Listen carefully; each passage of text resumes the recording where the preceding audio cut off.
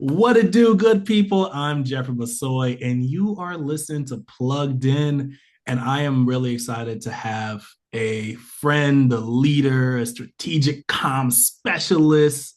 She's one of the top tier folks that we had here in the Twin Cities, and she's now in the Caribbean. And I was seeing her LinkedIn, and she was, having fun at this, excuse me, this incredible celebration of Caribbean Blackness, artists, and all that fun stuff. So I'm really excited to have on the podcast the one and only Miss Ruby Oluoch. How you doing, Ruby? I'm good. Thank you, Jeff. Thank you for that warm welcome. Absolutely. So the first thing that caught my mind, so you and I connected officially a little over a year ago at a Juneteenth event here in the Twin Cities. And we were sitting outside and we were catching up because I was like, hey, I've seen some of your work. You're really cool. You're like, I've seen some of your work. What's up? And you were telling me, like, hey, I've been thinking about going to the Caribbean and I think I'm gonna make this move. You've made the move now. You are in Barbados. And you've just been soaking it in. So like I would love to start with like the transition from Minnesota to Barbados. What was that like? What was going through your head? What's good?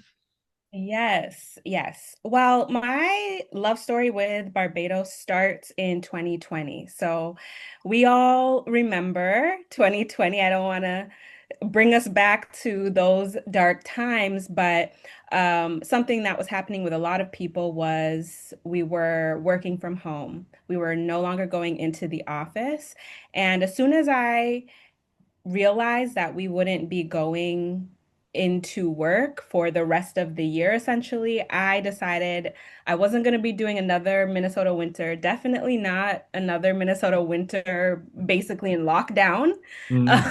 So I started to consider places I wanted to go for the winter where I'd be able to work remotely. And Barbados came on my radar. I honestly couldn't tell you what exactly pointed me towards Barbados, but it did tick a few boxes for me. It was relatively safe, both in terms of COVID cases, both in terms of crime and just navigating as a visitor. Mind you, I had never been to Barbados, didn't know anybody in Barbados. I don't have Bayesian family. These are questions people always ask me when they No say, Caribbean ties at all? no Caribbean ties. My family is Kenyan. Like nobody in my circle or anything could tell me about Barbados or guide me once arriving. So I really had to do a lot of the discovery and research myself. But it ended up ticking a lot of boxes because it was safe. It was also relatively close in terms of time zones and not having to worry about being completely off schedule from my work team. Obviously, it's paradise. I mean, it's an aspirational destination. It's a place, people spend their whole lives dreaming of visiting. And it is Black, which mattered to me, which was something that drew me in, is a Black island. So all of these factors converge to, and of course, our Barbados princess Rihanna. She's the only person I really knew from Barbados. These are just the things that, made me curious about Barbados and finally influenced my decision to visit. So I came to Barbados in December of 2025, and it was a very crazy time because traveling during the pandemic was very intense. You had to get your tests and you had to I had to be in quarantine for, I think, 5 days before I was even allowed to leave the island. So that was really when I first visited Barbados, and I fell in love very quickly. Once they let me out of that hotel room, I was, You were I- outside. they let me out on Christmas Day of 2025. Wow. And so I mean, my first stop was obviously a beach. I think it was a restaurant called Blue Pineapple that's no longer operating in Barbados, but it was on one of these beaches in Barbados, and I met a friend who I'd met online on a Facebook group. We met up there, and it was honestly, I think it's safe to say it was love at first sight for me in Barbados. Just the people are so warm. The climate, both socially and environmentally, is really beautiful. The pace of life is very aligned with my inner rhythm.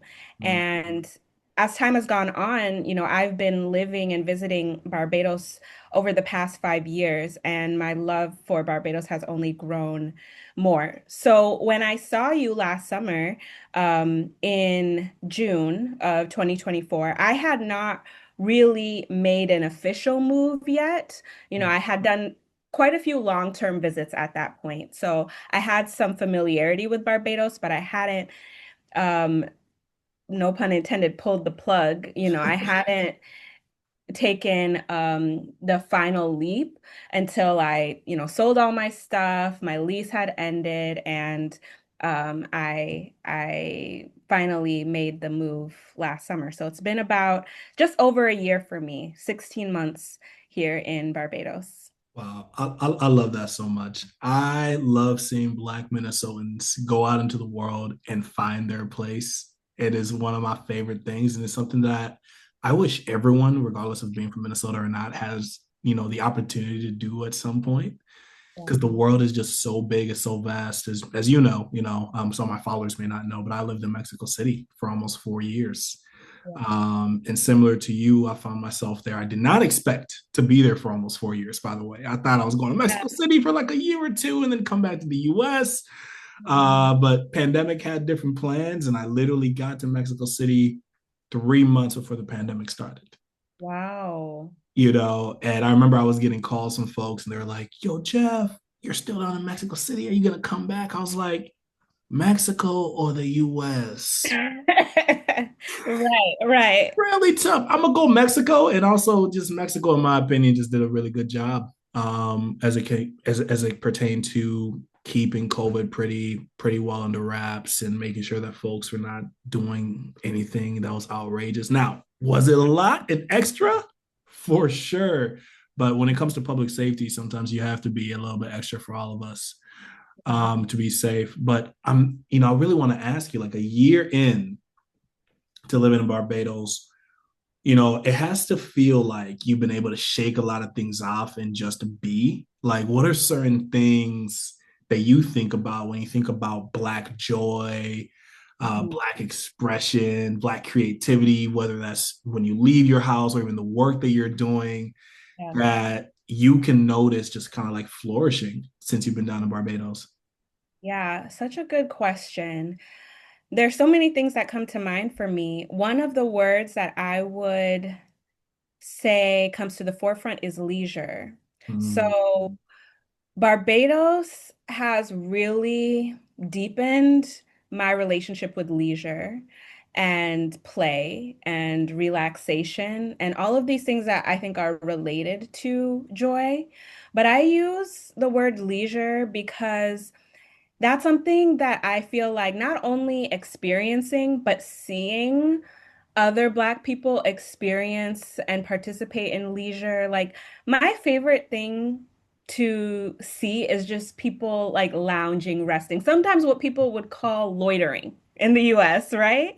But I love to see, a group of people just sitting on a street corner playing dominoes or just liming, as they say in the Caribbean. I love to see people just stretched out on the beach, just sleeping in public, relaxed.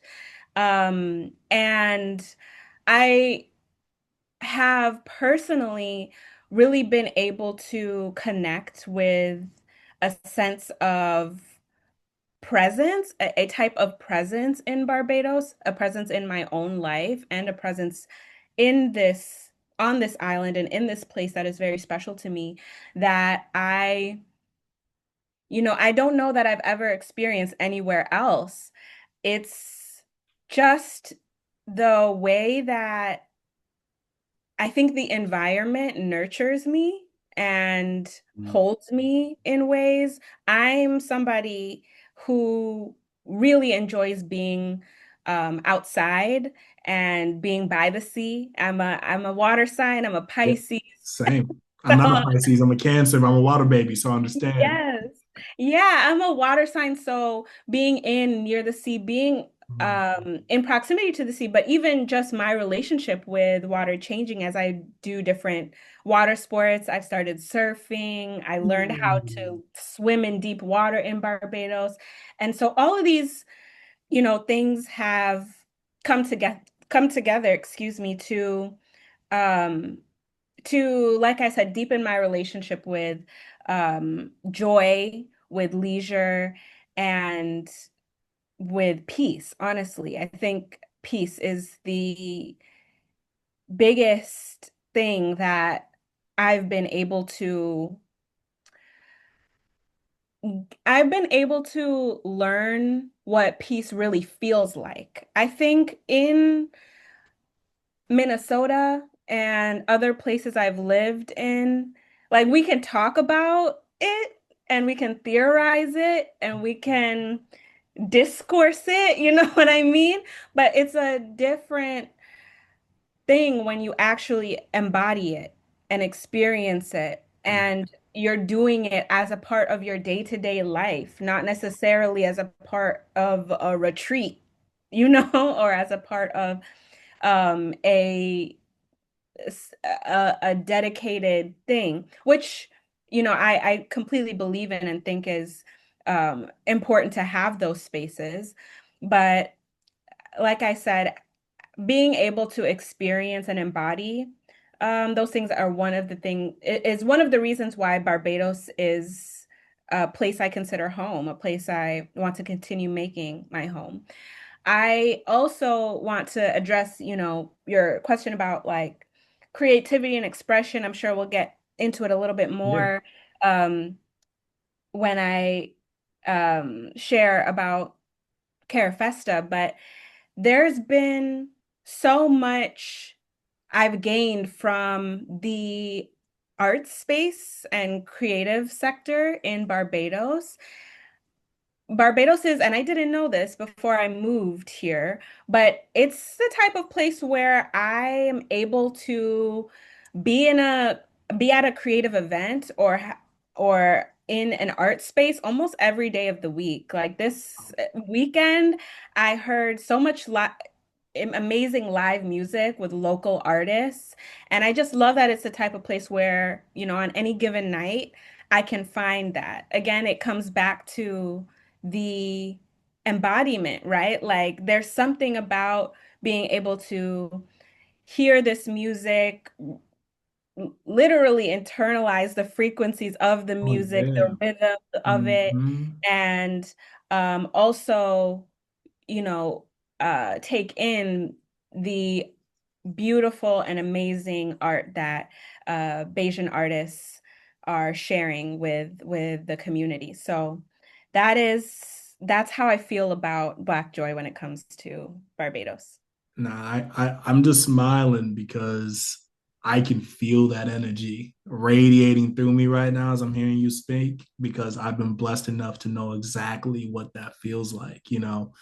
When I lived in Mexico City, it's not a black country by any means. And a lot of folks don't know that there's upwards of 2 million Afro Mexicans in the country. Mhm. So I did not experience that level of black joy specifically when I lived in Mexico, but the joy and liberation of just being, Yeah. that is something that I think is the same anywhere I went, whether I'm there, whether I'm visiting my in-laws in the Dominican Republic. Mm. It's just like the stress that we have a tendency of carrying, Mhm. especially as black people in the world, but especially black people in the United States, it can be heavy. And sometimes we don't really understand in all the different ways that it weighs us down, right? Yes. And when you're able to not just travel, but even do a few weeks, a month, 6 months, do your own little retreat to a place like Barbados or Mexico, or wherever, and just you watch the way joy comes back to you, especially when you go to a place as artistic as Barbados or Mexico are. They're places where art is so intertwined with culture, Mhm. and as you can't celebrate art and creativity and not talk about the culture of the folks and all that fun stuff. So that it brought chills to me, and I love hearing that your experience in Barbados has been just that. Of course, like it leads me to also ask about your recent experience at Carifesta, uh, which you talked about on LinkedIn. It sounded out of this world. I wanted to, I had to do a little bit of research on the festival. For folks who didn't know, it's Carifesta is one of the biggest celebrations of art and identity in the world, not just the Caribbean, in the world, point blank, period, right? Apparently they started building it in 1972 in Guyana, but the roots of it go all the way back to 1952 in Puerto Rico. And so that's kind of like it goes back. We're talking about something that's been around for, in 20, 25 years from now, 100 years, which is crazy to say. But Carifesta has kind of like become, some say, the World Cup of Caribbean culture, and with different themes and conversations. So talk to me about the festival, how you would describe it. Let's start there. Oh my gosh. Well, first I have to just say I truly feel like there's no describing Carifesta. It was an indescribable experience. It was mind-blowing, it was spectacular, it was inspiring. It was everything that you described. It has deep historical roots. Um, and it is, I heard just a little bit about Carefesta before it started. So, about a month out to the event, started to see promotion of it. And so I think I I could have never expected what I actually experienced, which was this fully immersive, multimedia, multi-platform, multinational, multicultural celebration of art and creativity. And there are so many things that impressed me about Carafesta.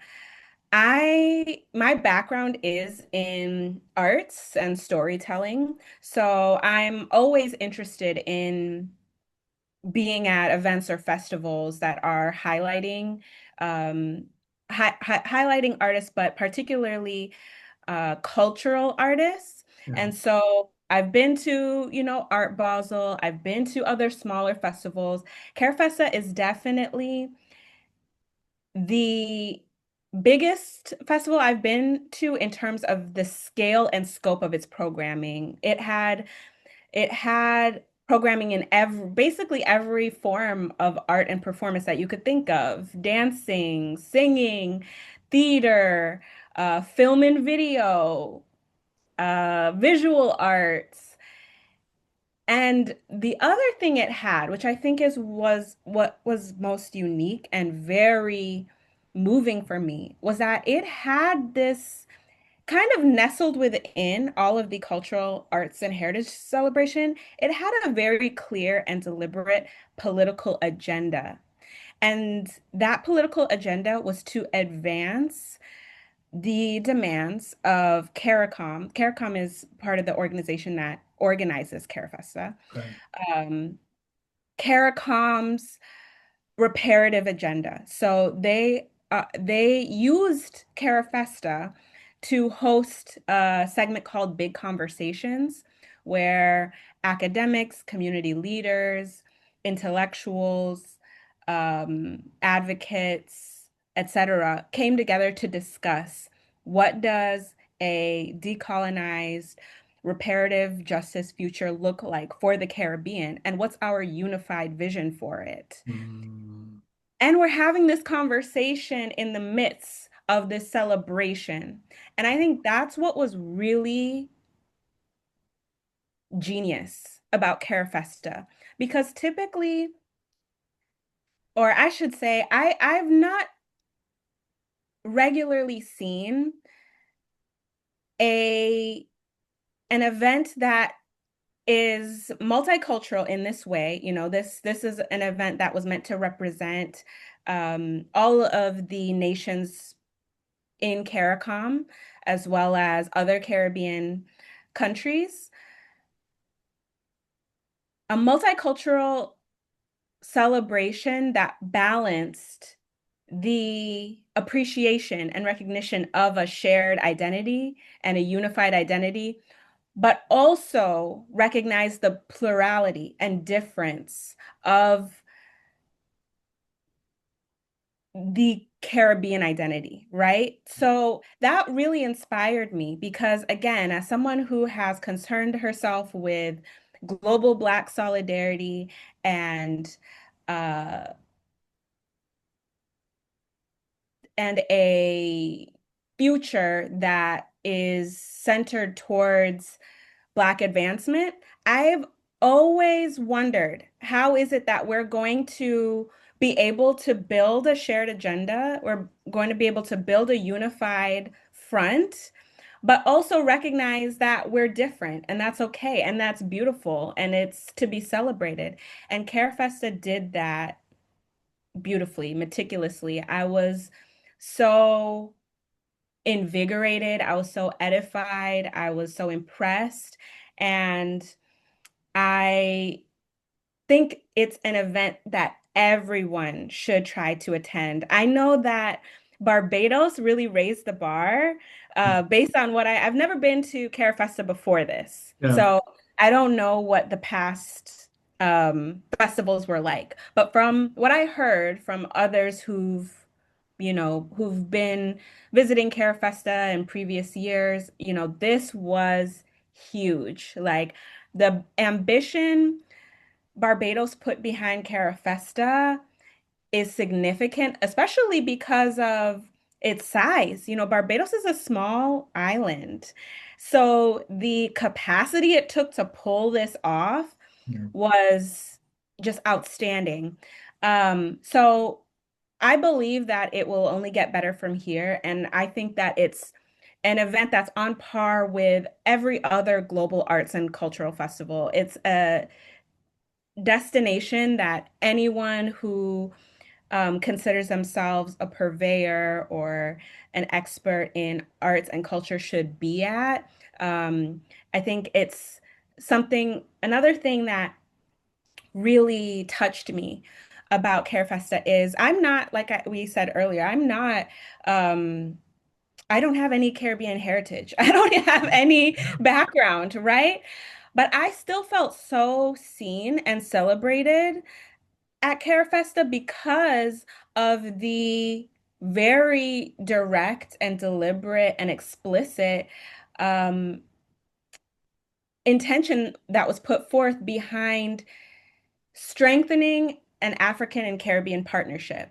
There was a very clear intention behind recognizing Africa as a partner in moving forward that political agenda that I was telling you about. And so, because I am African, I felt very proud and I felt very excited about what that looks like. I felt very excited to be in the Caribbean and to know that the Prime Minister Mia Mottley and CARICOM is working to advance and strengthen partnerships with Africa and really sees Africa as a part of a strong Caribbean future. So all of those things are what made Carifesta such an unforgettable experience for me. No, I love that a lot, and I want to take a pause to just take all of that in for just one moment because I think so often it's easy for us Black folks, whether you're African or Black American, to get caught up in Diasporic wars and discourse. A lot of it happens online. Some of it, unfortunately, happens in person. And I think we can get so caught up in our silos of our respective Black ethnicities that doesn't bridge solidarity and community. And it ends up being divisive when we are all fighting the same race, all fighting the same oppressors, all fighting to have liberation and prosperity and joy and all of the things that we deserve and have the right to, right? So to hear you, especially as a Kenyan American, to be at this festival and see all this beauty and richness, and to be specifically at a festival that's thinking about the future, the future of connection, the future of community, not only across the Caribbean, which in and of itself is remarkable, but also across the Atlantic is everything. As you were talking, I was thinking about this conversation I had with my aunt many years ago when I was younger, and I was visiting her in France. I said, Auntie, one day I'm going to reunite Africa and the Caribbean because I don't understand why we don't get along. And she was like, what are you talking about?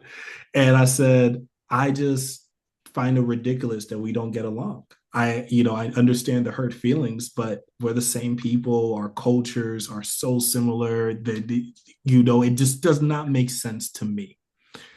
And I remember her telling me, she was like, I love that you have this vision, but there's too much hate on both sides to ever bridge the gap. And obviously different generations, she'll be pushing 70 soon, love her to death. But to see in our generation, step towards building those conversations and think about the future, I think is amazing.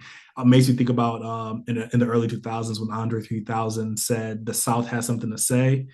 I personally 100% believe that the Caribbean and the global South in general has a lot to say, and we need to start listening. So, with that being said, thinking about the conversation about the vision of Caribbean connection and the vision of a stronger Pan African connection, like in those conversations, like what are the tea leaves that you took away? Like, what is that vision that you can share with us? Yeah, such a good question. And I think it's bigger than I could really capture. That's one of the things I took away from Carefester too, is just that this was such again, the magnitude of Carefesta was really mind-blowing. But there were a few things that I took away. One is the role that art and culture is going to play in both creating a pathway to these strengthened bonds and partnerships. I think to your point, right? There's so many similarities, especially when we look at cultural practices, at artistic expression between the diaspora. So again, I think it was so genius that these conversations were nestled within a celebration of these things. I think that arts and culture is going to be the channel for building solidarity and building shared identity, a global Black shared identity. And it's going to be the way, especially newer generations. I think we already kind of see that, especially with social media, that okay, you might live in the United States, have never visited an African country or Caribbean country, but you've probably heard an Afrobeat song. You might have heard dance hall. You've probably seen, so what are actually the points that people are connecting? I think arts and culture is always the way. The second thing that I took away was the importance of narrative change and narrative shifting. And that's also my background as a strategic communicator is in narrative change.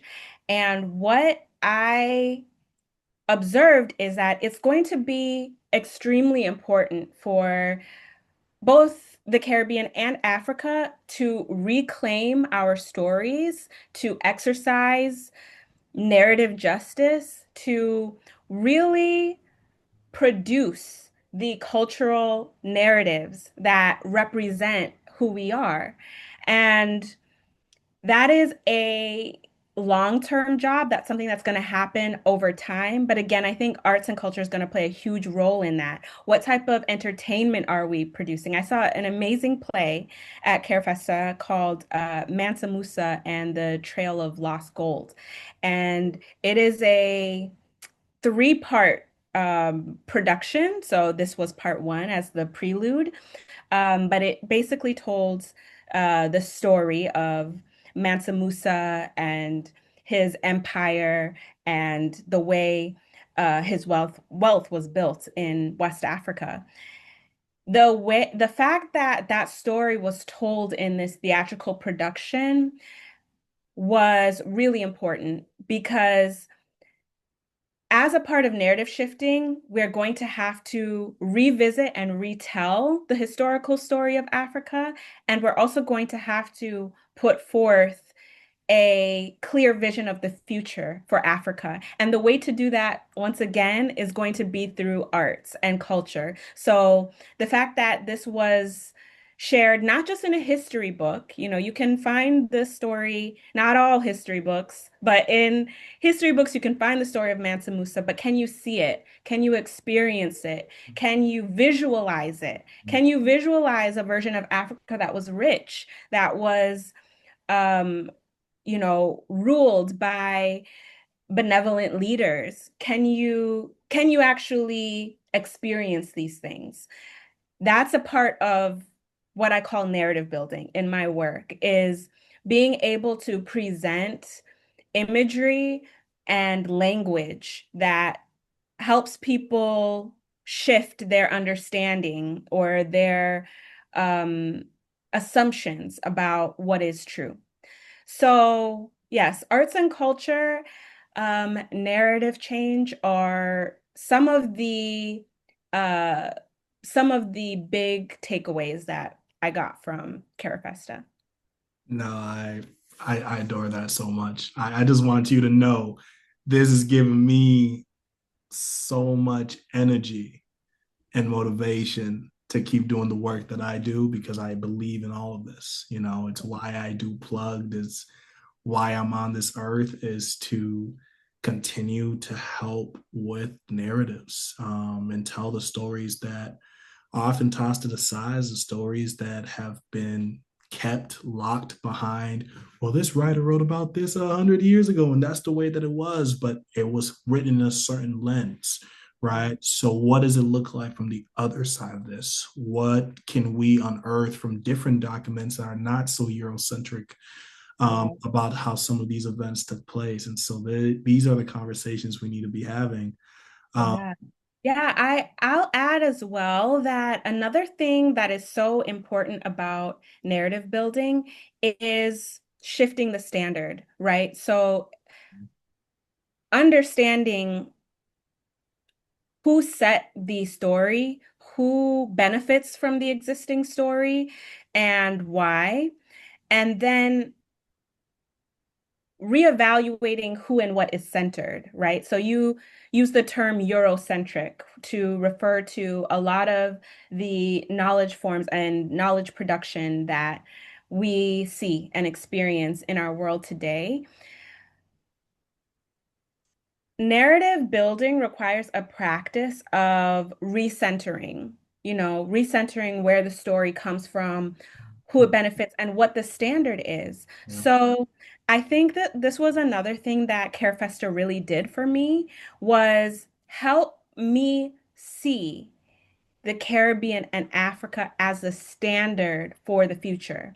I think often, and because these narratives are deeply entrenched, a lot of the times our mindsets are unconscious. We don't even realize that we may have a Eurocentric view of development or advancement or beauty or culture or refinement, right? So I really appreciated Carafesta for insisting on the idea that the Caribbean is ready for the future, it is prepared, it is unified. And when it comes to arts and culture, it is refined, it is elegant, it is sophisticated, it is deeply rooted in its history, and it's also visionary. So I think that's another point that really, really stuck with me, is that as a part of shifting narratives and building narratives, we really have to move ourselves to the center. We really have to set a new standard that considers our humanity, that considers our creativity, that considers our joy, as not just, a result or byproduct, but as the standard. Like the word standard feels very important to me in the sense that it's non-negotiable. Like these are things that are must be insisted upon as the way things are and should be. And in a world where it just feels that, especially here in the US, where so many things are getting restricted, funding for the arts and creativity is getting rescinded, we know how impactful the arts are when it comes to expression, when it comes to building community, when it comes to movement, not only political movement, but just movement as in dancing and shaking off stress. As it pertains to narrative building, as you've been alluding to, music has done that, especially with extremely talented griots and musicians that we have in the world. But, in this world and moment that we find ourselves in, like, how do we go about setting that standard Mhm. when it feels like so often people are trying to stamp out that standard altogether? They don't even want this to exist. Yeah. Yeah, that's very real. And I think there are going to have to be several approaches. They're going to have to be uh, both individual journeys and collective experiences. Mm-hmm. So, one of the things I really want to commend the Prime Minister for and Barbados for is the massive investments that they made in both Carifesta as a festival experience itself, but also in the arts and culture following the festival. So shortly after the festival, they announced a contest for basically documentation or archiving of the festival. So there's like a $25,000, this may not be 100% correct, but there's something like $25,000 for a multimedia project that documents Carifesta, $10,000 for a written project. So we absolutely cannot let up on supporting our arts and culture bearers in documenting and storytelling. That has to be something that we continue to do. And that support can look financial, but it can also look like platforming, can also look like exposure. It can also look like one of my favorite sessions of Carefesta was on building care systems for creatives. So, what does it look like to have an ecosystem of care for artists, just like we would consider any other professional vocation, as deserving of insurance, of paid leave, of um, safety nets. Those kinds of things need to exist for our creative and artistic communities as well. And I think we have to just continue to consider how we support and invest in artistic and creative communities because they really play a pivotal role in helping people both imagine a different future, a different standard, and reinforce the standard that we would like to set forward. So that's one thing. The other thing that I would say on a personal level, on an individual level, is that I think it's really important to pay attention to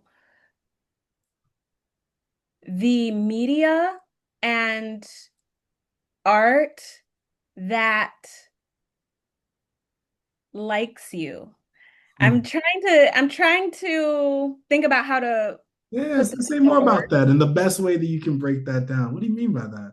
You know, I when we talk about setting a standard that's aligned with our humanity and our beauty, I think we have to pay attention to, and this actually comes back to some of our earlier points about embodiment and really being in your body and present in your experience. And there's so many things in our world that pull us away from that. So I think one, having a practice of actually being able to tap in and be sensitive to how the media you're experiencing makes you feel, Mm, that is going to be really important because when you can do that, you can recognize what is actually pouring into you, nurturing you, and what is actually creating a vision or a standard that aligns with what feels most humane. There is a lot of music, there's a lot of entertainment, there's a lot of um, media that when you watch it is pushing you to be something else, is suggesting that you need to be this in order to deserve this. You need to look like this in order to experience this. You need to, and it's very easy to consume that content with no interrogation, with no questioning of how it's shaping your belief system. mm, But you have to be able to question those things. I'll give a little bit more of a grounded example. Something that they also had at Carifesta was hair and beauty labs. And I thought this was wonderful because basically what they were doing, I didn't get to attend many of them, but they basically were showcasing the different ways that, Caribbean and African cultures style their hair, what type of body art is popular in these regions, and basically the beauty practices of these cultures. And I can say as a Black woman whose, appearance, whose hair, whose features are definitely not the standard, not aligned with the Eurocentric standard, mm, right? It almost made me emotional to think about imagining how my life would have been different if I had grown up with these hair labs, with these body art showcases, with these fashion shows that didn't tell me that my appearance needed to be changed, needed to be straightened, needed to be lightened, needed to be um, distorted basically in order to be worthy. So that's what I mean when I say you have to build an ability to recognize the media that likes you, that loves you back. Does what you find beautiful think you're beautiful too? mm. Does what you find intelligent or um, advanced, developed, think that the same of and how much are you going to invest mentally or emotionally into stories or storytelling that does or does not do that? That's what I mean when I say yeah, I think we have to get into a practice of noticing that firstly, and then secondly, um, investing in it and uplifting that type of media, those types of spaces, because when we do that, we start to shift the standard. We start to align the standard more closely with what's true for us. Yeah, and I think an element that's really important for that too is education, right? Yeah. Because what you're breaking down here is essentially a media cleanse. Hmm. The older I get, I've been fortunate enough to work in music as a reporter and all that fun stuff. But the older I get, it's hard for me to really enjoy mainstream rap. And I don't know how to feel about it because there are days where I'm like, oh, I'm definitely unk now. I'm officially in the unk stage Yeah. of my Black life. But I think about like, yo, rap music, and especially mainstream rap music, has been so pivotal for me in different moments of my life, right? High school, playing basketball, playing soccer, building friendships and community, right? Like all those connectivity things, high school, college, parties, all that. But now, being in my 30s and I'm actually actively paying attention, to the words, to the way I feel about the words, and how it impacts my mood, especially on hectic days when I throw out rap music. It can honestly ruin my day, unfortunately. And I love it. I love the genre and I still listen to it, but not, sometimes I put on some jazz now. Yeah. Right. My wife got me and, introduced me to kind of like this positive affirmation stuff. And I was like, nah, that's not for me. And I Mhm. tried a few and I was like, okay, wait a minute. The way it has helped me clean my own palate. And I'm someone that's already very strict about my media consumption and things I take in, and the shift that it's had Yeah. in installing peace Yeah. first and foremost, Mhm. but just eliminating so much negativity, like that negativity that we get from, like you were talking about, that comes from music, that can come from the shows that we watch, obviously the commercials that we can't avoid sometimes. They're in their own ways levels of toxin Yeah. Yeah. Absolutely.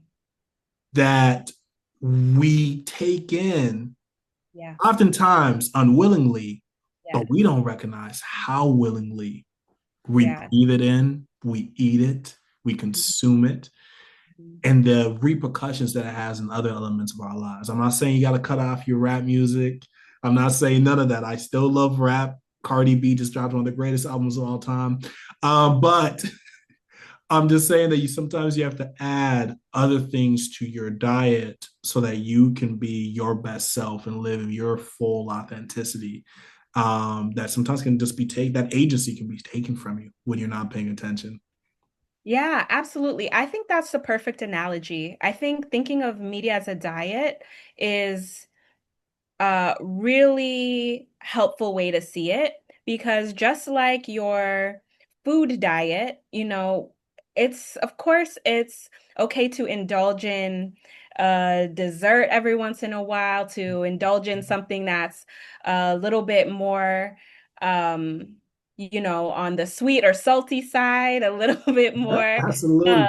yeah, but we also have a recognition of what happens if we're having that piece of cake every day. If we're having these ultra processed foods every day, or if we're just not even mindful of how much of it we're having. So I do think that considering your media diet, making it well balanced, well rounded, is one way that on an individual level, we can start shifting narratives within ourselves because it does start as an individual practice and it's also done collectively. There's no narrative that's shifted by a single person. That just is not the way that narratives work. They happen as a result of, I'm really glad you mentioned education because that's one of the currents of narrative, one of the forces of narrative that I often speak to when I'm working with clients on building narrative strategy.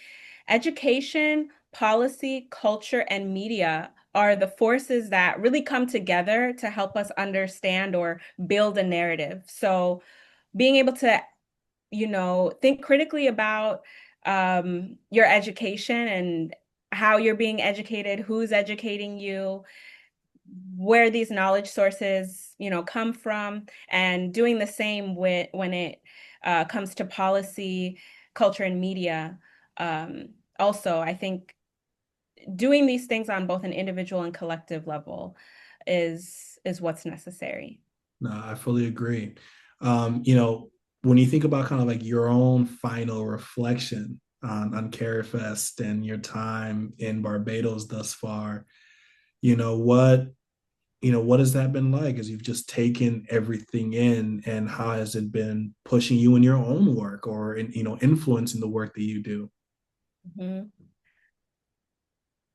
Yeah, I am continuing to digest Carifesta. Like I said, it was such a big deal. Like um, it was so transformative, and that is almost feels like an understatement. I legitimately feel that my life has been changed by Carifesta, and my life has surely been changed by Barbados and living in Barbados, having the experience of learning the island's history, the island's culture, also being able to just live day to day in a at a pace that is more relaxed, that is a little bit more um I had someone tell me before that because um life is so much slower in Barbados, people are more humble and sentimental. There's just a there's just a degree of care that I feel in Barbados that has really touched me deeply and added to my life professionally and personally in a way that I think I'll always be grateful for. Just the just the fact that there's always time to care for another person. There's always time to uh, make art that cares about something, that says something caring or careful. Um, yeah, I think all of these experiences are coming together to just make me somebody who's more reflective, who's more present and joyful. I love that so much. And I can't wait to see how you continue to shift the narratives and building the narratives, not only in Barbados, but the rest of the world. Just finally, how can folks just continue to support you on your journey and the work that you do? Yes, I would love for folks to find me through my newsletter. So I have a newsletter called Gems. It is a mix of personal reflections from me, my life here in Barbados, but also I share narrative change strategies through my newsletter. I share my offers and opportunities to work with me through Gems. So you can subscribe at rubyoluoch.com. That's RubyOluoch.com. And connect with me there. You can find my writing and my other work. That's amazing, Ruby. This has been such a powerful, healing, necessary conversation. And I'm so happy that I was finally able to get you on the Plugged In podcast. Thank you, Jeff. I was so happy to talk to you. This has been great. Well, thank you. You guys can like, subscribe, and follow us on the Plugged In podcast. That's how we can continue doing the amazing work that we're doing. And thank you again, Ruby, for joining us.